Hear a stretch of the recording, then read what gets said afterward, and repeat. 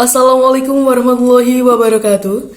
Perkenalkan, nama saya Kustina Elisa, NIM 22032044.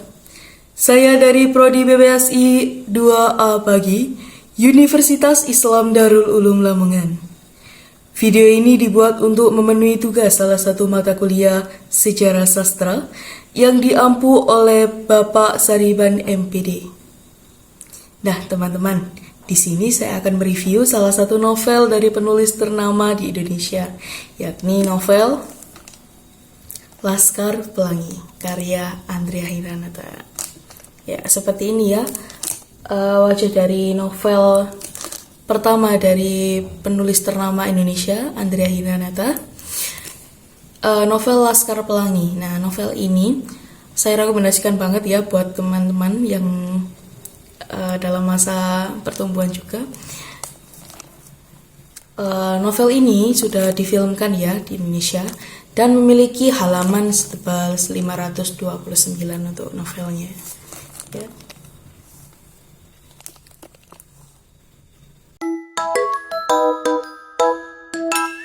Baik, sebelum kita mengulas mengenai sinopsis novel Laskar Pelangi, alangkah baiknya kita mengusut mengenai siapa sih Andrea Hirata.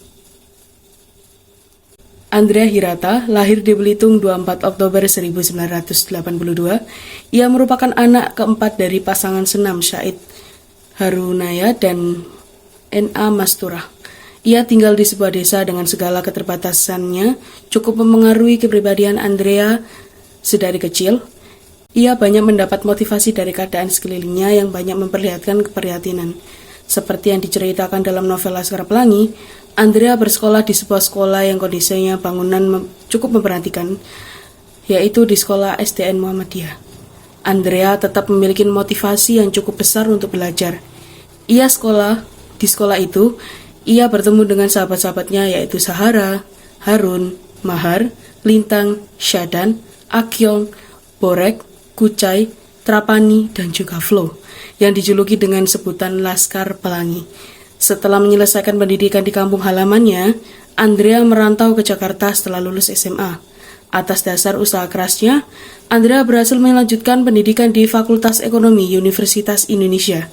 Ia mendapat beasiswa Uni Eropa untuk studi Master of Science in University de Paris, Sorbonne, Prancis, and Chef Halaman University, United Kingdom.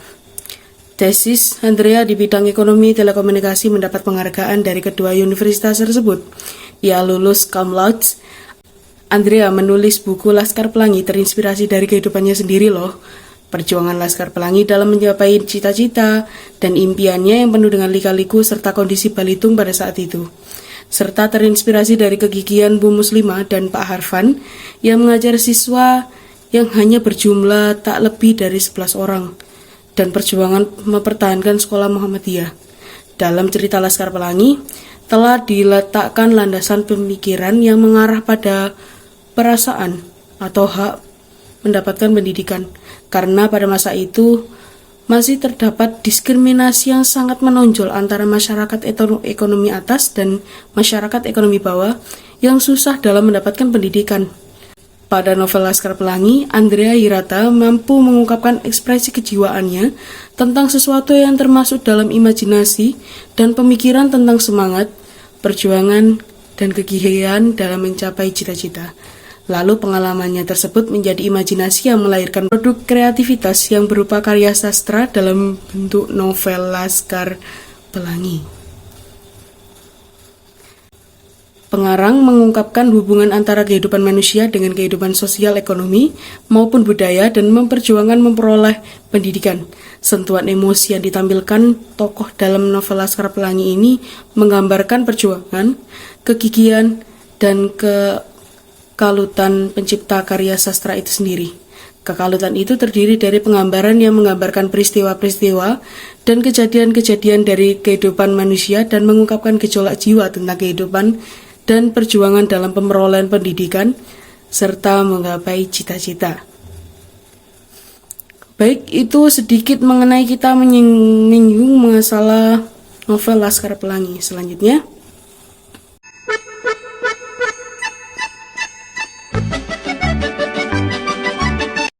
Nah, teman-teman, setelah mengetahui siapa itu Andrea Hirata, maka kita akan membahas mengenai hipnosis dari novel Laskar Pelangi. Tadi dalam pembahasan tentang penulis, saya sempat mengusut mengenai beberapa intisari dari novel Laskar Pelangi. Novel Laskar Pelangi mengisahkan tentang kehidupan dari 10 anak hebat yang mempunyai semangat juang untuk tetap melanjutkan sekolah di Kampung Gantung, Kepulauan Bangka Belitung. Ke-10 anak tersebut dinamai Laskar Pelangi, yang terdiri dari Ikal, Lintang, Mahar, Sahara, Nur, Borek, Muhammad Jadullah Ghafur Nur Zaman atau Akyong, Harun Ardili Ramadan, Cerapani Ihsan Jamari, dan Muharram Kudai Kharani.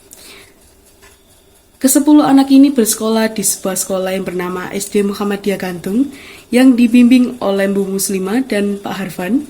Selama mereka bersekolah, mereka juga mendapatkan seorang teman baru pindahan dari SD PN Timah yang bernama Flo. Sebagian besar dari ke-10 anak yang bersekolah di SD Muhammadiyah Gantung ada anak-anak dari para penambang timah di pulau dengan memperoleh kekayaan alam timah yang terbesar di dunia. Namun, hal itu berbanding terbalik dengan taraf kesejahteraan hidup masyarakat aslinya.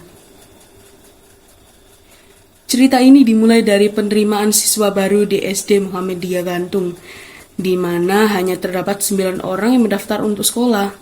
Hal ini membuat Bu Muslimah dan Pak Harfan dan seluruh orang tua murid merasa cemas. Sebab pemerintah setempat akan mengumumkan kalau sekolah dasar harus mempunyai minimal 10 orang murid supaya kegiatan sekolah bisa tetap berjalan. Karena murid ke-10 yang ditunggu tak kunjung datang, maka dengan rasa kecewa Pak Harfan harus mengambil keputusan tersebut. Akhirnya, di tengah situasi tersebut, datanglah seorang murid baru yang menjadi penyelamat. Murid tersebut bernama Harun Ardili Ramadan. Dirinya merupakan seorang anak yang mempunyai keterbatasan mental, tetapi tetap mempunyai semangat juang yang tinggi untuk bisa bersekolah. Kebersamaan antar murid dan guru pun akhirnya dimulai sejak saat itu. Selama menempuh pendidikan, Bu Muslimah serta Pak Harfan membimbing sekaligus mengajar mereka semua dengan penuh semangat dan dedikasi yang tinggi. Para murid juga akhirnya dapat belajar dengan penuh semangat berkat kekompakan dan semangat yang dimiliki mereka semua. Akhirnya Bu Muslimah menjuluki mereka sebagai Laskar Pelangi. Tak hanya Bu Muslimah, Pak Harfan saja, SD Muhammadiyah Gantung juga mempunyai guru yang merangkap sebagai seorang kepala sekolah yang bernama Pak Harfan Effendi Nur. Samalnya seperti kedua guru lainnya, Pak Harfan juga mengajar dengan penuh semangat. Bahkan, beliau juga seringkali menyelipkan kisah-kisah teladan Nabi dan Rasul saat mengajar.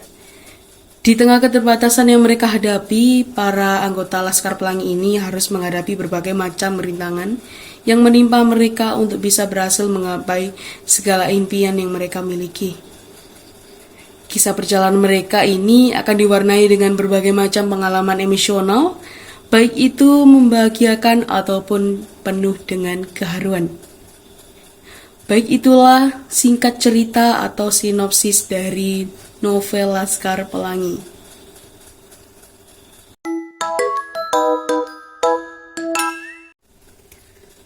Setelah mengetahui beberapa intisari atau sinopsis dari novel Laskar Pelangi, pasti sangat penasaran kan bagaimana dan siapa saja tokoh dari novel Laskar Pelangi ini. Baik, di sini saya akan menjabarkan beberapa tokoh utama ataupun tokoh pembantu dari novel Laskar Pelangi. Ikal atau tokoh aku dalam cerita novel Laskar Pelangi.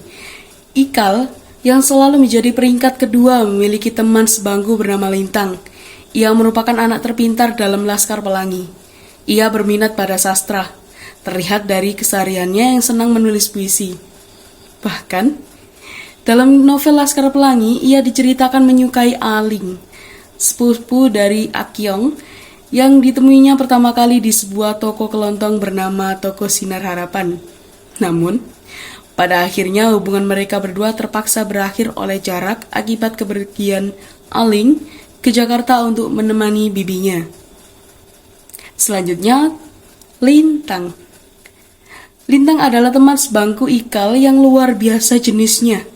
Ayahnya bekerja sebagai nelayan miskin yang tidak memiliki perahu dan harus menanggung kehidupan 14 jiwa anggota keluarga. Lintang telah menunjukkan minat besar untuk bersekolah semenjak dari pertama berada di sekolah. Ia selalu aktif di dalam kelas dan memiliki cita-cita sebagai ahli matematika.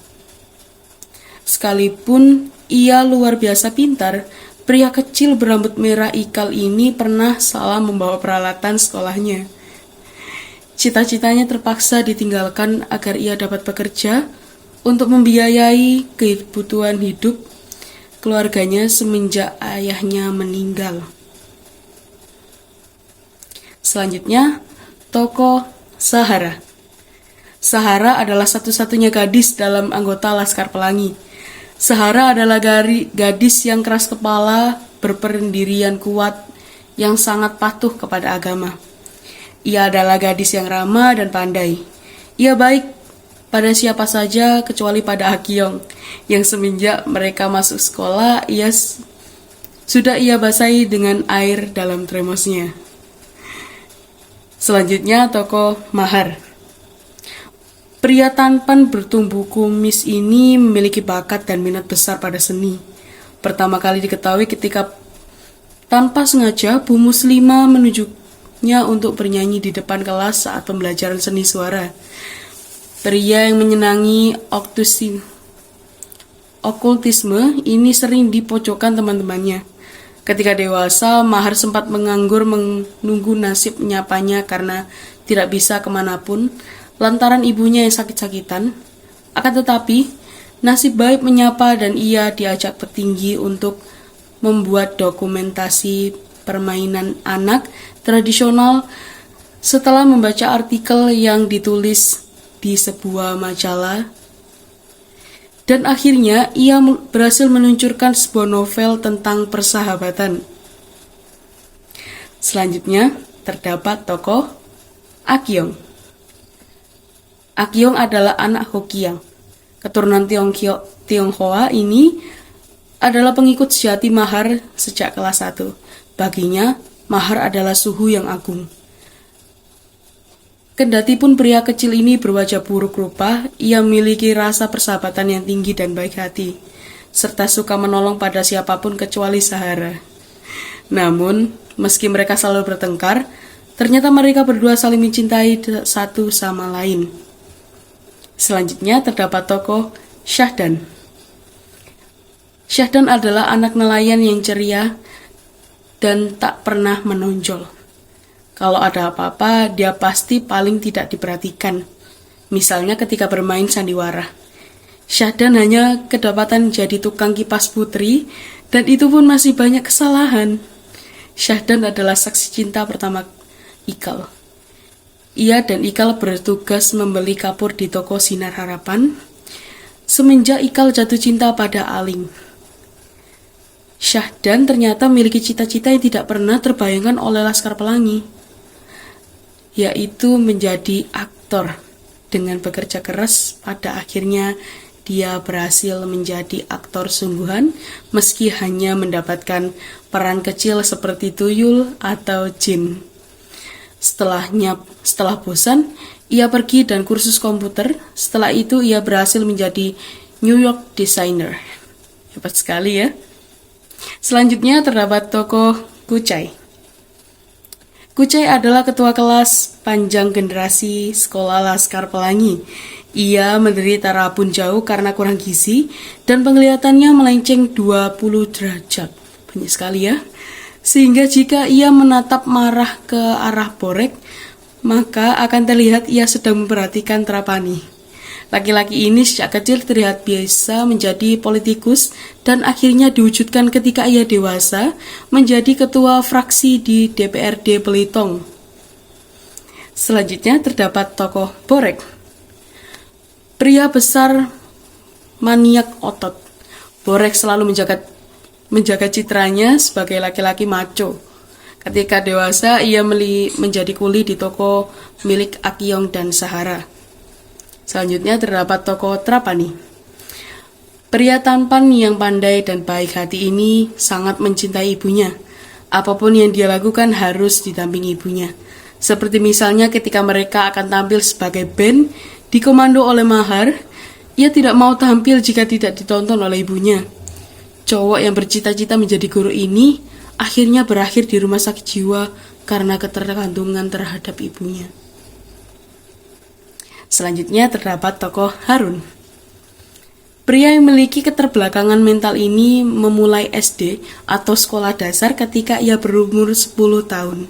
Laki-laki jenaka ini senantiasa bercerita tentang kucingnya yang berelang 3 dan melahirkan 3 anak yang masing-masing berbelang 3 tanggal 3 kepada Sahara dan senang sekali menanyakan kapan libur lebaran pada Bu Muslimah. Ia menyetorkan 3 buah botol kecap ketika disuruh mengumpulkan karya seni kelas 6. Selain itu, terdapat tokoh-tokoh lain dalam novel Laskar Pelangi. Contohnya seperti Ibu Muslimah yang bernama lengkap N.A. Muslimah Hafsari Hamid binti K.A. Abdul Hamid. Dia adalah bunda guru bagi Laskar Pelangi. Wanita lembut ini adalah pengajar pertama Laskar Pelangi dan merupakan guru yang paling berharga bagi mereka. Selanjutnya terdapat Pak Harfan.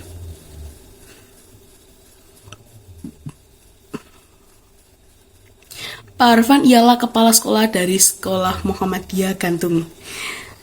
Ia adalah orang yang sangat baik hati dan penyabar meski murid-murid awalnya takut ketika melihat beliau. Selanjutnya terdapat tokoh Flo atau nama panjang Floriana, seorang anak tomboy yang berasal dari keluarga kaya. Ia merupakan murid pindahan dari sekolah PN yang kaya dan sekaligus tokoh terakhir yang muncul sebagai bagian dari Laskar Pelangi. Awal pertama kali masuk sekolah, ia sempat membuat kekacauan dengan mengambil alih tempat duduk Trapani, sehingga Trapani yang malang terpaksa tergusur. Ia melakukannya dengan alasan ingin duduk di sebelah Mahar dan tak mau didebat. Selanjutnya terdapat tokoh Aling, cinta pertama Ikal yang merupakan saudara sepupu Akil. Aling yang cantik dan tegas ini terpaksa berpisah dengan Ikal karena harus menemani bibinya yang tinggal sendiri di Jakarta. Mengenai beberapa penjelasan tadi, bisa disimpulkan bahwa novel Laskar Pelangi ini sangat direkomendasikan kepada para remaja yang enggan atau ingin termotivasi tentang belajar. Jadi keterbatasan ekonomi atau lingkungan bukan menjadi alasan untuk tidak menempuh pendidikan. Terlebih lagi sekarang banyak sekali bantuan atau beasiswa untuk para siswa atau murid yang ingin menempuh pendidikan. Seperti halnya para tokoh Laskar Pelangi yang tidak pernah getir, tidak pernah menyerah yang namanya mengampuh pendidikan. Banyak sekali pesan moral. Terlebih lagi saya juga sudah melihat filmnya, bahkan terharu mengenai film sekaligus novel tersebut. Banyak sekali hal yang bisa kita ambil dalam kisah yang ditulis oleh Andrea Hiranata ini. Beliau telah sukses menulis novel ini dan menyampaikan semua isi hatinya terhadap tulisan tersebut. Baik, beberapa hal tersebut merupakan pembahasan dari review novel Laskar Pelangi dari saya, Kustina Elisa. Jadi mohon maaf bila ada salah kata ataupun salah ucapan mengenai video yang saya buat ini. Mohon maaf yang sebesar-besarnya. Akhirul kalam, wassalamualaikum warahmatullahi wabarakatuh.